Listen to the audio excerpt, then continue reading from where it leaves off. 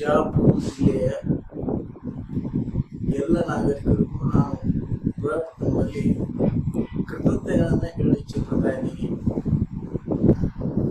ಜೊತೆಗೆ ಇವತ್ತು ನಾಡ ಹಬ್ಬ ಮತ್ತು ಅಕ್ಟೋಬರ್ 2ರ ಮಹಾತ್ಮ ಗಾಂಧೀಜಿ ಮತ್ತು ಲಾಲ್ ಬಹದ್ದೂರ್ ಶಾಸ್ತ್ರಿಯವರ ಹುಟ್ಟು ಹಬ್ಬವನ್ನು ಆಚರಣೆ ಮಾಡಕತ್ತೀವಿ ಎಲ್ಲ ತಿಳಿದು. ಇವತ್ತು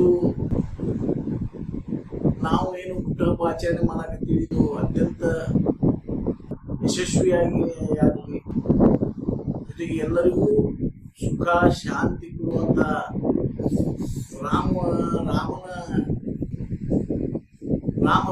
ಯುದ್ಧ ನಡೆದಾಗಲೇ ಇಲ್ಲಿ ರಾಮ ಈ ಹಬ್ಬಕ್ಕೆ ಪ್ರಸಿದ್ಧಿ ಪಡಿತಾನ, ವಿಜಯವನ್ನು ಸಾಧಿಸ್ತಾನ. ಅದೇ ರೀತಿಯಲ್ಲಿ ರಾಮ ನಮ್ಮ ಆದರ್ಶ ಪುರುಷನಾದ ರಾಮನ ಗುಣ ಎಲ್ಲರಿಗೂ ಬರಲಿ ಅಂತ ನಾನು ಈ ಶುಭಾಶಯದೊಂದಿಗೆ ಹಾರೈಸುತ್ತೇನೆ. ಕರ್ನಾಟಕದ 7 ಕೋಟಿ ಜನತೆಗೂ ಸಹಿತ ಶುಭವನ್ನು ಹಾರೈಸಿ ನನ್ನ ಮಾತು